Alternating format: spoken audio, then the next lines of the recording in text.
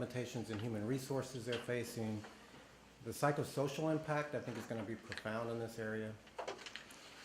So we have a panel we've been put together today to try to address some of these issues.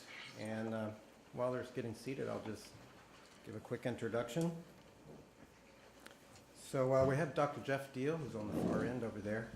And Dr. Deal is the Director of Health Studies with Water Missions International here in Charleston. And Dr. Deal just returned from Liberia, where he was working, doing training with healthcare workers responding to the Ebola epidemic. And we'll come back to you in just a moment with some of the feedback from your trip. We also have Dr. Gail Stuart, who's our Dean of the College of Nursing here at MUSC. And Dr. Stuart has been working on a Carter Center project in Liberia for the past few years. It's a really novel intervention strategy where they're working with nurses, I believe, to expand mental health coverage in the country. They've had civil wars and strife there, and there's big mental health needs. But I think the mental health needs that we're seeing here and the healthcare needs and infrastructure, you probably could speak well to that. We're also lucky to have Dr. Preston Church, Division of Infectious Diseases, and Preston's worked in Africa on many different health issues related to tropical diseases. He's currently involved in a candidate vaccine for malaria there. It's going to speak to some of the medical and healthcare needs. And we have Dr. John Vena, we're lucky to have as well, from the Department of Public Health Sciences here at MUSC to address some of the public health issues, and I think also the community-based strategies that we need to think about for resolving this. So with that, maybe we'll just start with Jeff. And Jeff, since you're just back, maybe you could give us a quick update. And by the way, you're also a medical anthropologist, so I think addressing some of the cultural issues would be interesting as well. Yeah, I can do my best. If I could, I'm going to just start with an image. That's a little bit of a bad flashback for me. If you can, can you guys hear me okay? I can't really tell. You need to pull the mic closer, please. Okay, sorry. Thank you. I'm too tall for this thing. Just a quick image that I'd like to kind of start with, if that's okay. I worked in 2 different Ebola treatment units, a third one a little bit later on, which in retrospect was a bit of a mistake because there's a physical and emotional toll that these things take on. It's really pretty tough. One of the units that I was working in was ran by a wonderful Ugandan physician, but one day it was pretty crowded. The next day it was really crowded. The next day it was patients on the floor, shoulder to shoulder. You had to step over each one to get to the next. So these are people who can't control their bowels. They have uncontrolled vomiting. Many of them, about half of them, had spontaneous bleeding. Now the problem is that was the suspected case board, and there was about 30% were negative that came into the suspected case board, which means if you didn't have Ebola when you came there, you had it before you left. And that highlights kind of a math problem that we have. Patients come to the Ebola treatment units, and we're so far behind the curve now, they can't get in. And MSF wouldn't let them in. This was a government facility, so they did let them in. They can't get into the unit, so they go back to their communities, and the wildfire just spreads further. And we're so far behind right now, it was a little scary. I sat through the task force meetings. It was pretty obvious to us when we were on the ground that the numbers that you probably saw a couple of days ago were what we're actually looking at, not the smaller numbers that we were before. It was pretty interesting. The case fatality rate is a little higher than you might think. I don't think we really have good mathematical models for what's going on right now. The curve is so steep, it takes time for people to die. So when the curve is that steep, your case fatality rate lags behind what your actual disease mortality rate would be, and it's really probably closer to 70 to 80% like it has been in the past as well, not the 50% right now. As an indication that the burial team simply can't keep up with it. And there are bodies on the streets, and after a day or so, the dogs get into the bodies. Then the people become upset because you've treated there, and this is a quote from one of the people, from one of the anthropologists there, that you've treated our loved ones like garbage. And then later on, so the burial teams they're running out of body bags. So I've worked through epidemics before. This is not the first one. I've worked through cholera epidemics, meningitis epidemics where we lost a dozen people a week, and just waves of malaria epidemics. This is different. This is just different. I've never seen anything like this, and I think it caught everyone by surprise. So it's easy for us to say we're too late and nobody responded quickly enough. You kind of hear that occasionally, but frankly, I didn't vote for this president twice. by the way, but I'm really proud of President Obama for stepping up right now and sending in the resources he has. I think the United States military is the only organization in the world that has the resources to put things on the ground quickly enough to maybe get ahead of this thing. If not, it's apocalyptic. Thank you very much. Not sure if this is working out. So Gail, love to hear your perspectives. Again, having worked in mental health there, and I think we saw some of the mental health issues coming up, and also maybe the impact on the health system itself, which I think is a weak health system in these settings. So I've been to Liberia 3 times. Nurses are the largest group of healthcare providers in all of Africa, every country. And so initially for Liberia, that was just coming out of a devastating 10-year civil war. The mental health problems of the population, in addition to the physical health and the infrastructure problems, everything was a problem, were enormous. And so the goal was to train nurses, general nurses, to be mental health clinicians, to begin to have an impact on a lot of the post-traumatic stress, a lot of the gender-related violence that had occurred during the war. And so when Ebola, we've trained our intention is to train 150. We've trained 125 when the Ebola crisis struck. And I've been in contact with the clinicians and some of the Carter folks, and it has been unbelievable. So all of a sudden these nurses have had to change their focus from the mental health problems to what they call 2 infections. One infection is Ebola, and the second infection, which is equally important, is fear. The level of fear, some of the traditional healthcare practices, touching the dead, going to witch doctors, all of the things that they were trying to educate the individuals about now have taken on enormous proportions. And quite honestly, the emotional trauma to the caregivers is incredible. These are very resilient nurses. They work in rural parts of Liberia. However, the majority of people in Liberia live in Monrovia, the capital, Monrovia. And there's a part called the West End, which is just like tent city. So you have very close proximity in parts and then rural areas where you have 2 different kinds of situations. The biggest problem now is that these caregivers are getting burnt out. They are literally feeling that they don't have support. As you said, it's evolving. No one knows when the tide will turn with this. And so now our immediate goal is to try to provide support. We're trying to Skype with them, give them some time that they can debrief with some of this. But as you can imagine, facing this day to day, and then there's the grief issues for family members. So just at a time, the sad part is just at a time when Liberia was making progress coming out of a very difficult decade, now they're faced with yet another human tragedy that, quite honestly, the health infrastructure was not prepared for. This is a country that they were building up everything little by little, and so they didn't have a public health infrastructure. They didn't have a system of care that was well organized and ready to respond quickly. And so even at a time when there's an enormous need, they don't have the resources. They have asked for not just supplies, but people to come and to try to help relieve them, but that's very difficult to do as well, because you've heard about flights being restricted and, you know, all of the travel restrictions. So we're delighted with President Obama's initiative to try to help to put some resources, particularly in Liberia, to turn things around.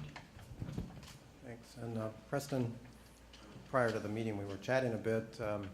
These projections that came out from CDC, you know, in the film, they talked at the end about 20,000. It could be up to 20,000 cases, and then just this week, the CDC came out with estimates that this could be up to 1.4 million at the worst case. We'd love to hear your perspective on that, and also potential candidates for vaccines and treatments. That's a pretty diverse territory to cover. So, you know, I think what's always hard with with modeling. Modeling, I think, probably is pretty good at coming up with worst case scenarios. It's very hard to figure out what the real case scenario is. We certainly know that in the three heavily involved countries in West Africa, that that for every case that's seen, there will be at least 2 new cases with the way transmission is going, and we know that, again, 1.5 of those 2 new cases will die. So that clearly allows for the potential for unchecked spread if we're not able to find ways to mitigate transmission. And there are a lot of challenges to that. I mean, I think one of the things that is very striking is that where does transmission largely occur? And it's 2 settings, one of which are families. And the extended family really is the nuclear element of populations in Africa. And so you really see that families are being nearly exterminated in a number of cases, and whether that's, again, all because of contact issues, whether there are roles for genetic issues, as one might suspect there are, those are all certainly factors. And then obviously the other issue are healthcare workers, because they are clearly those who are spending the most time potentially in harm's way, and they are under-resourced and exhausted and frustrated, and that obviously creates scenarios where accidents and transmissions can occur. So I don't think we're going to have the 1.4 million in the time frame that we've heard about, but I do think that this is going to clearly continue to rise and increase. Certainly, I think for the rest of this year. Now, it's been said that the model predicts that with a massive influx of resources and healthcare, that we really can stem the tide. You know, I think the decision to do that is absolutely the right decision, but it's not nearly so easy as it sounds, because these kinds of efforts take coordination. So we'll have the military going in. We've got a variety of other groups that are there.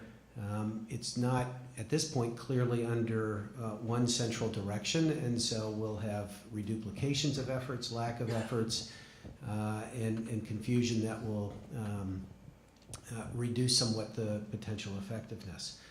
I think also in a few months we'll start to hear some of the criticisms of this particular strategy, because one of the things, and this is certainly one of the things I have some concerns about, is when you think about what a military healthcare group is that's going to go in and handle this. Physicians, we actually don't have a whole heck of a lot of tools for dealing with this. So we are relatively less important. It's really nursing, healthcare techs, laboratory techs. That's the mainstay of the people that really are necessary for doing a lot of the grunt work. Well, in the military, a lot of those individuals are 20-year-olds, 22-year-olds, 24-year-olds. And regardless of how disciplined you think they are in the military, they are still slightly beyond being teenagers, with a few extra skills, but with several of the same foibles. And they will make mistakes, and there will be U.S. service men and women who do come home in body bags, and that is going to bring out a whole different wave of feeling. And so there are trying times ahead for all of us. And I've already used up my 5 minutes without touching on vaccines. All I can say is we know that vaccines work really well in monkeys. They're now going into humans for safety testing. The earliest of reports are promising, but it's not going to be until 2015 that there's going to be anything that we can get into people. So we're still working with the most basic of tools for the next several months, no doubt. Thanks. And John, I think we just heard about some of the limits of the medical model, and obviously a public health strategy is needed. I'd love to hear your viewpoints on that. I recommend everyone to go to the New England Journal of Medicine article that just came out yesterday from the WHO Ebola Task Force. So that gave an estimate of what's happening with the epidemic and the data supporting their model and their estimates. And also the MMWR, the CDC, came out with their estimate based on data that was up to early September. So it is very early, well, it's a little bit later than what the movie was until, what was the movie up till August? Yeah, end of August, yeah. So they were at 1,000. The numbers are now into the 6,000s. But the dynamics of this are such that the public health infrastructure can't handle the extent of the epidemic right now. So even trying to document and get the accurate numbers to model the dynamics of the epidemic, which means that you have to characterize all of the folks who are hospitalized, how long they've had the disease, the incubation period, to get estimates of how long they have to be hospitalized, and then to identify this epidemiology surveillance data means you have to identify all their potential contacts. And you saw in the movie how difficult it was, even in that one village and even in the one family. So here the children were still there, the husband maybe should have been brought with the wife because he had close contact with the grandfather, and you can always have these second guesses. But they have this surveillance team of 7 people trying to go to a whole area, identify all the cases, get them into a treatment facility, and then trace all the contacts. So the only way they're going to curb the epidemic, and if you read through these articles, is to set up each one of those procedures in an effective way. And so now we're bringing in the hospital. So one of the things is a shortage of beds. I think in the literature I read, there's like around 700 beds. But they need thousands of beds in order to take the people who are identified as having symptoms and get them into the hospital and treat them and get them away so that they can infect further people. So that's one. So as soon as those Army hospitals are up and running and they get the cases in there, that'll help curb the transmission of and control of the epidemic. So I think the modeling, what they said, is if you can get 70% of the people who are active cases into the hospital, and that's going to take 6 to 8 months to do that, then the epidemic will go down and it'll be curbed, and you'll be tracing all the other contacts. So that's the goal. And so they'll eventually get it under control. But the question is how long it'll take and what the toll will be.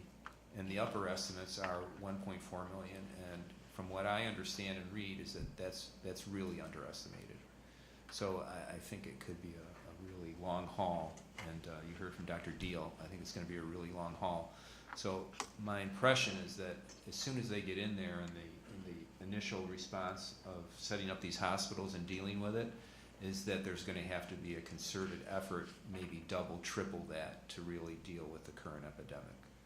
And that means all of these things, emergency operations centers, the surveillance and epidemiology, the case finding and contact tracing, the supporting laboratory, identifying the cases and doing the tests, diagnostic tests to see who does and doesn't have it, strengthening the healthcare systems. And the other big piece, and I think Dr. Stuart maybe can talk a little bit further about this, is that is the cultural issues and communication. And you saw even in the urban areas is the mistrust, and so the real is we can't have outsiders go in and do that. Is we'll have to do this in partnership with folks on the ground, the people in Liberia, to be able to trace the contacts, to get the trust of people to go into the hospital when they're sick. If that doesn't happen, then it's really going to be even more difficult. So they're really behind the 8 ball in terms of trying to deal with the epidemic. So the public health response is started. It's better, but it's going to take much concerted effort to try to fill those gaps. So I really recommend those 2 readings so you can get an understanding of kind of the dynamics, how they model it, the dynamics, and it's not too difficult to read. I mean, it's really interesting. The other thing I wanted to mention is that with Dr. Ball is here, who helped plan the preparedness capabilities here in South Carolina. Emerging and re-emerging infectious diseases, this is not going to be the first. There's going to be more of these. There'll be other diseases. There'll be people traveling around the world, and it's only inevitable that there will be cases of these emerging infectious diseases that are going to land in South Carolina, for sure. There's no doubt about that in my mind. So that means that the public health preparedness capabilities here and how readily we are in terms of the healthcare system, the emergency public information and warning. We don't want panic. If an Ebola case shows up in Charleston, what do? How are we going to handle it? How are we going to communicate it? The public health interventions and preparedness, the public health laboratory, to make sure all the public health surveillance and epidemiology is in place. All of those things, I think we need to be prepared. We already are prepared. South Carolina, I think, has done a really good job. But I think we need to take another look at it in the context of when a case of Ebola or dengue or you name it shows up in one of our hospitals. Yeah, I was going to say, I think one of the take-home messages is that certainly in the U.S. as around the world, we are focused on tertiary medical model care. And this will continue over and over and over again if we don't have a public health model of starting with prevention and then, of course, follow-up care and more self-management and patient education. But certainly in Africa, they didn't have the infrastructure to have a public health system. We do here, and we have kind of little by little eroded it in favor of tertiary expensive treatment instead of public health. And this should be a wake-up call that we have to look at the resources. You know, the earliest healthcare providers were public health nurses with their bags who went door to door to help people. There used to be nurses in every school to pick up children early, and we have basically dismantled that. And I think that should be an important take-home message. I'm going to have to leave it about 2 minutes just real quick. There's a collateral damage also that has to be taken into account. Malaria has not stopped in Liberia. Typhoid has not stopped. Cholera hasn't stopped, and they're having a hard time differentiating one disease from the other.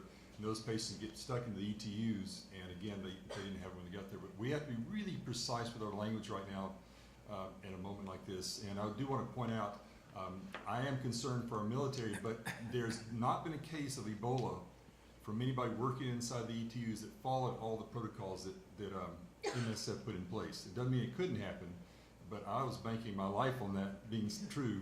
And so you can still shake my hand before I leave if you want to. So I think there's less of a chance of body bags with U.S. soldiers in them than maybe I got the impression from that. But I think it is a risk is worth taking. There's a risk of deployment of people. We lost 2 people in peaceful deployments when I was with the Marine Corps. They got run over by a tank.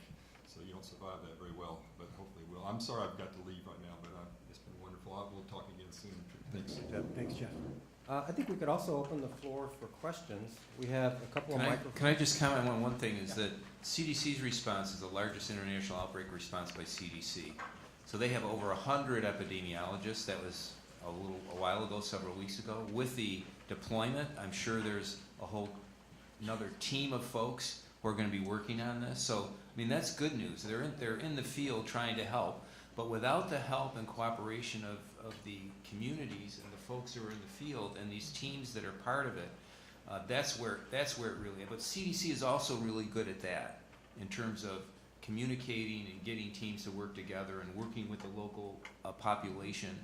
And so you don't hear a lot about that, but I'm sure that that's what's happening on the ground. And so that gives me hope that it'll be a little bit better than with the situation that was depicted in the movie, that we just have a few folks in this rural area out trying to round up the folks who are sick. So with more concerted effort, I'm sure that they'll get this under control. Michael. Preston, one of the things that Preston said was very thought-provoking about how this is really spread by families, and that's where the most transmission is that we know about. And it makes sense from watching the film at how remote these locations were, so that the family might be the main people you come in contact with. But one of the things I took away from the New England Journal series of papers that you mentioned, John, is if I've got this right, is that Lagos, Nigeria, where there's been one case, maybe perhaps the one case of someone who traveled by air, is the population of that city is larger than the entire population of all 3 countries that we're talking about, Guinea, Sierra Leone, and Liberia. I think I have that right. If that's the case, then obviously that's, part of that apocalyptic, thing that we're hearing in the press and so on, is maybe the dynamic changes from being something driven by nuclei of families to a much more urban setting. So I'm just stating the obvious, but I'm wondering what thoughts you have about, from the public health model, how does that change the dynamic if a critical mass of cases hits a place like Lagos? Does that change profoundly the way we think about the spread of this disease? Please tell me no. I think this is to you, not me. You can take that one. No. So yeah, I think the response in Nigeria was that they had a public health infrastructure in place to take care of it, isolate the case, any potential contacts, that sort of stuff. So they reacted to it. The problem in the other countries is that they were 3 or 4 months behind. Already had hundreds of cases out. The networks had already gone out. There's a huge kind of network out there that you have to try to respond to. So I think that's part of the problem.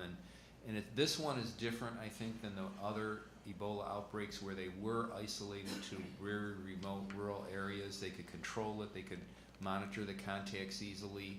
So I think that's what helped them control these Ebola outbreaks, the previous ones. This is different is because it's not just in these remote villages that are 2 hours away like they depicted, is that it is in larger villages, it is in urban areas. So you saw some of the reaction of the folks that were in the prison there, or in the isolated and they're trying to get out, or the urban areas, they were basically shooting, tear gassing people who were trying to get people out of a isolation unit. I mean, that's scary. It's scary. It's the fear, it's the unknown, it's the and all of that has to be dealt with. So I think that's what the difference is in the epidemic. But that's a good question.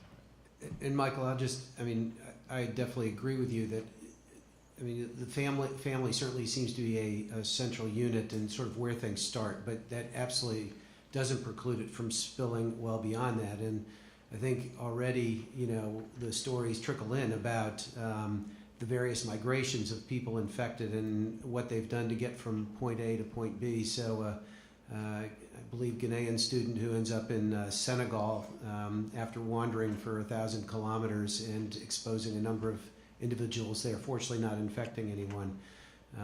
The individuals who've traveled to Liberia, and then clearly some secondary cases and potentially a number of others at risk that, to the best of our knowledge, to what's being reported, hasn't panned out in the worst possible way. But, it's not what we know that's as worrisome. It's what we don't know, and I think there's an awful lot we don't know. Why don't we take this mic over here? All right. Just project.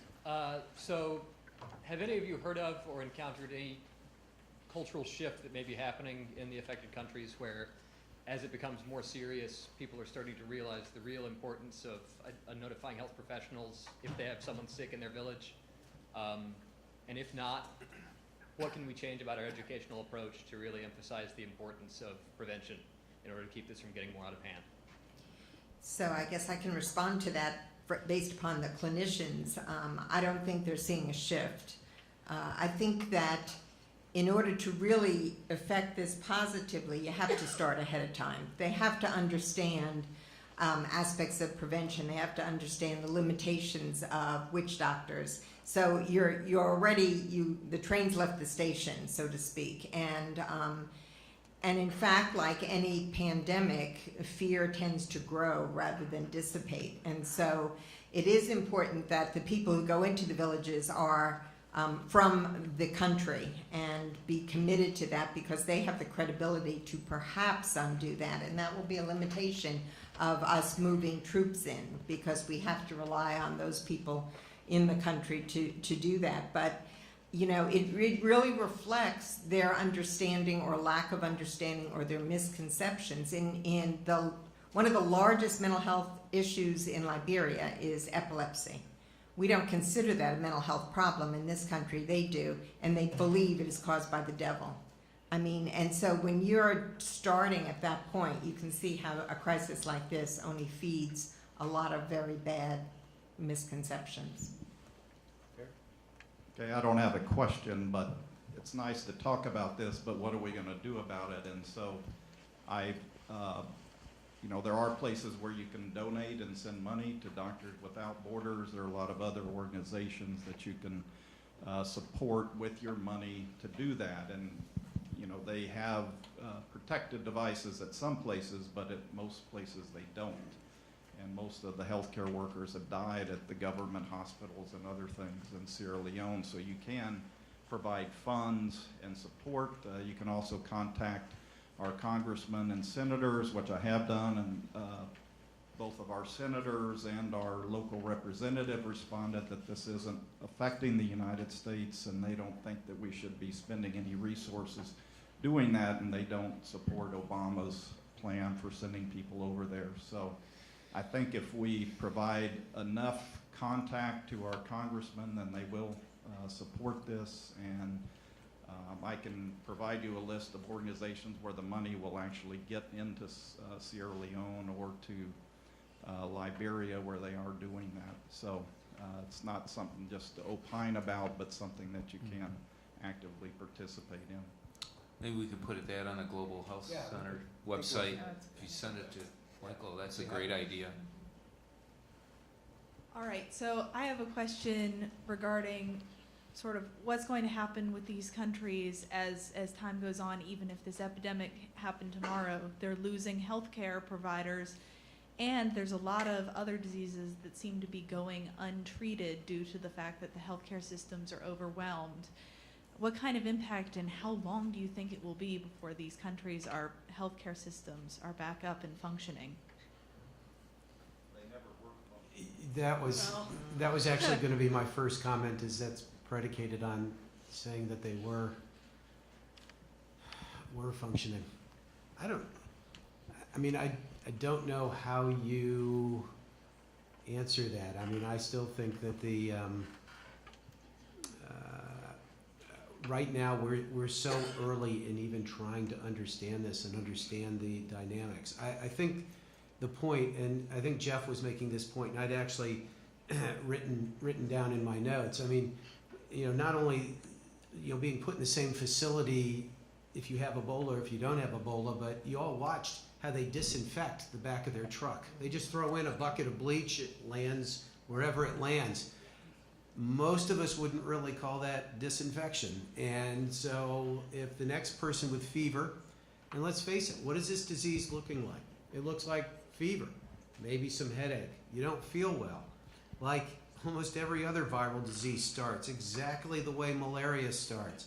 And then when the disease progresses with gastrointestinal illness, well, you know, so that could still be typhoid, cholera, what have you. So the ability to discern what we're dealing with, we don't have a lot of simple grassroots tools that are readily available, and I think it does create tremendous problems, and that's one of the things that is, I think, very, very necessary early on, that I think will come with some of the overseas assistance, is not only providing hospitals, but providing point-of-care diagnostics that can at least help make some separations. And so you can do some very simple testing. Blood dipstick testing to diagnose malaria. Again, it's not the cheapest thing in the world, so it's not something that they're just going to have on the shelf in Liberia, but it's something that we can bring in and need to actually bring in right away to help us turn the tide on all of this in the right direction, is to use the rapid diagnostics that are at our disposal. Are there rapid diagnostics for Ebola? There are two tests, right? Or it's Dr. largely Gail mentioned this. So it's largely PCR testing, and I'm not aware of anything that's a rapid diagnostic. There are a few other things you can do. So that means you have to take a venous sample of blood and then send it to a lab, and they have to look at it to confirm the diagnosis. Right.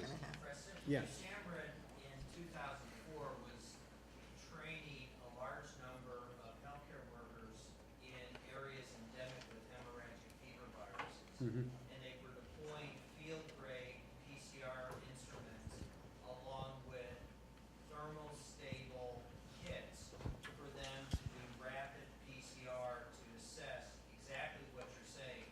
So the U.S. military has that tech. It's already been designed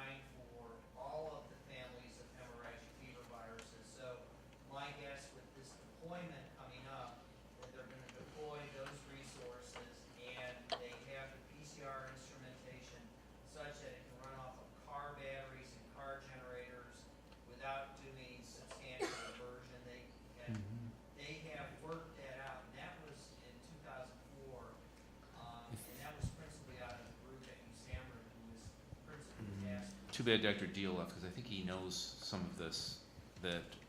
So that's one of the responses, is if with the U.S. team going in, is if they can bring in laboratory support to support the clinical care stuff, and have better, quicker diagnosis, or even so that you can take suspect people, and if they have malaria versus something else, and they don't have Ebola, and then move them, out, and then they don't have to follow all their contacts, and that helps in the response. But I think the real troublesome thing to me is what he said about that they're taking people that just have symptoms and they're putting them all together, and the ones who have Ebola are giving it to everybody else in the room. I mean, that's just incredible. That still means days, if I understand correctly. Even Yeah. the highest tech, most expensive thing we're talking about is not point of care testing. So Right. it might be 2 days instead of 2 weeks, but it still is Right. not the same as it is. Right.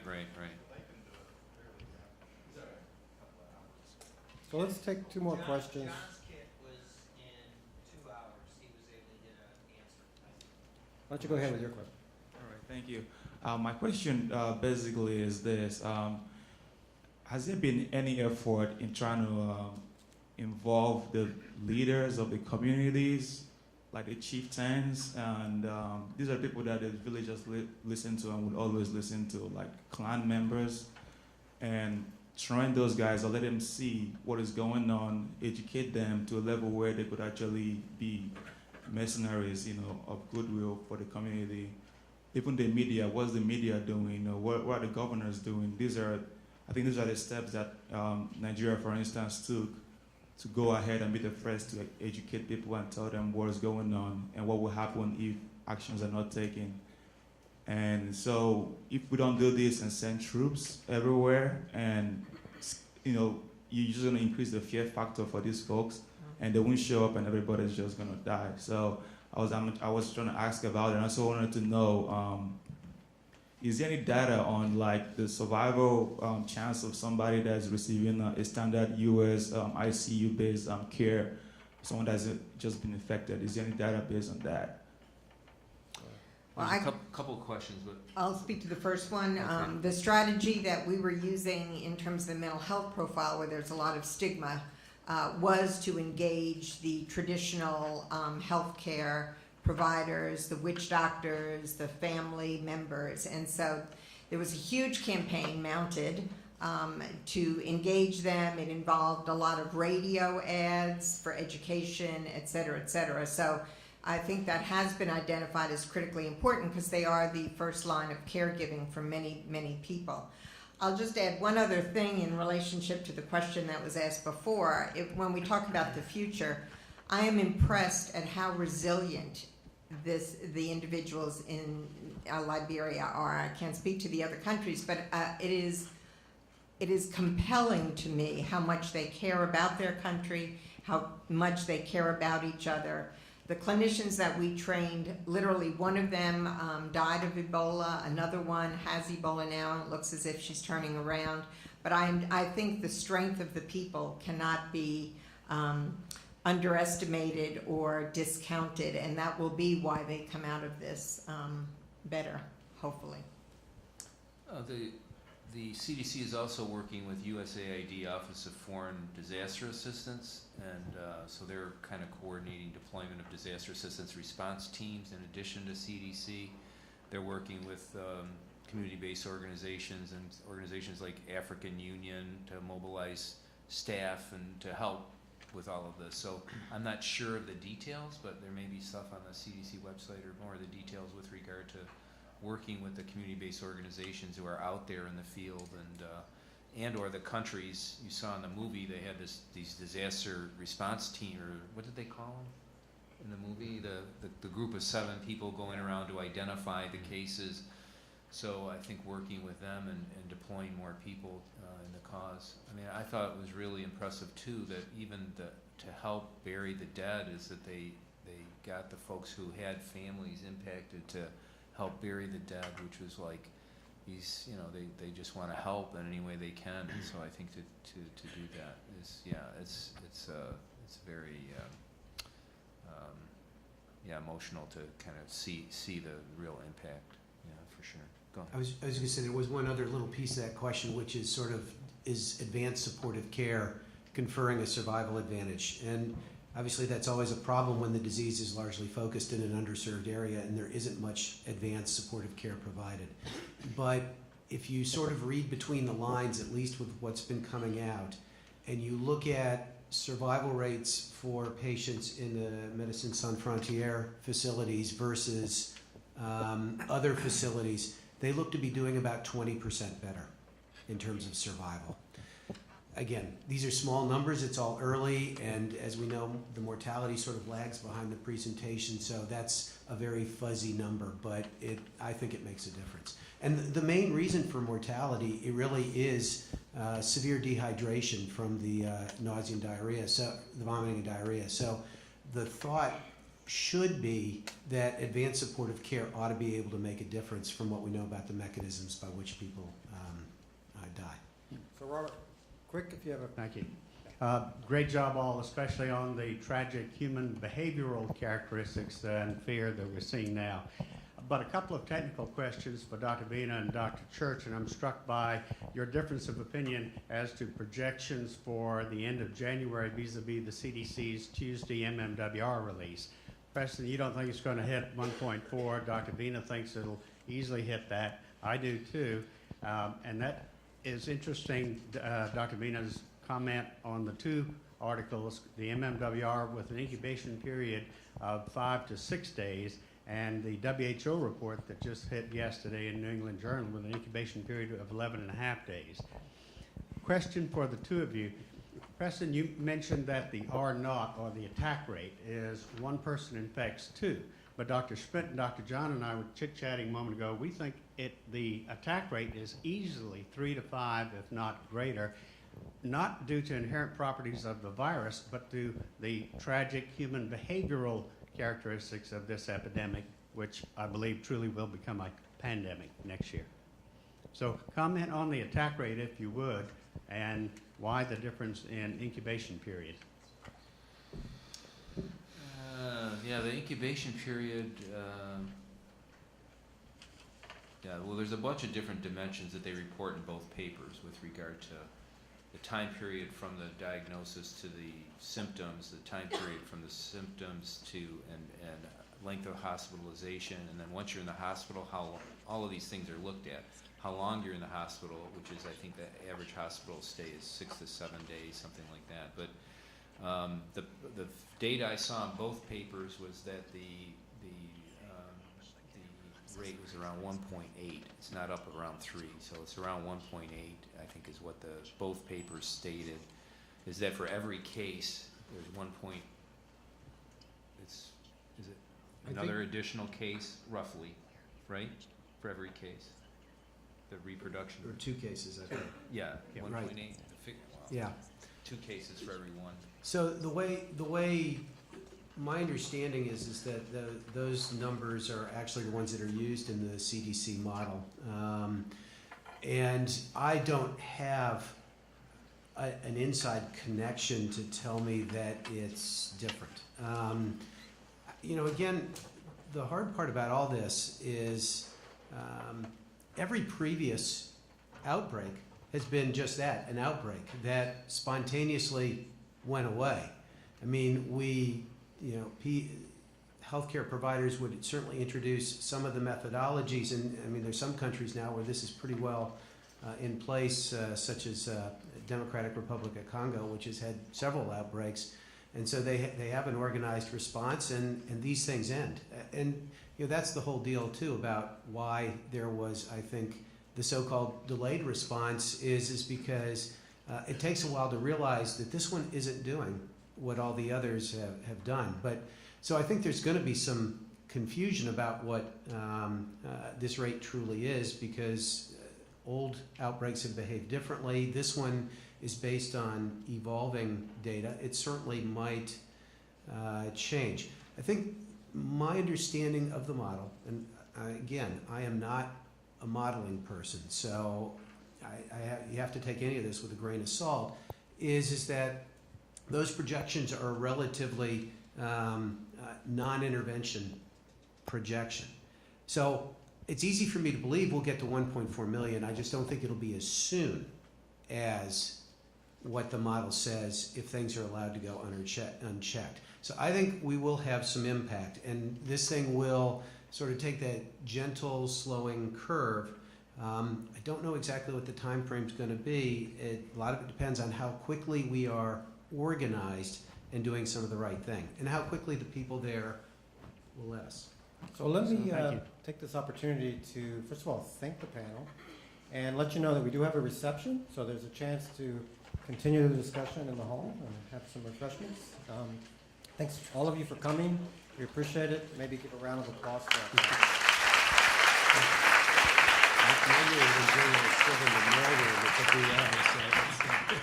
Takes them usually about 4 days to get it up there. No, I can access it. Thank you. Well, the reason we keep it from getting up is because of the tail. That's a lot. the incubation period is means you know when to. Yeah, they don't know. So that's all guessing. It's all guessing. Right. Yeah. So it's not, especially in something like this, we don't really know when people are getting infected. Hi. Yes.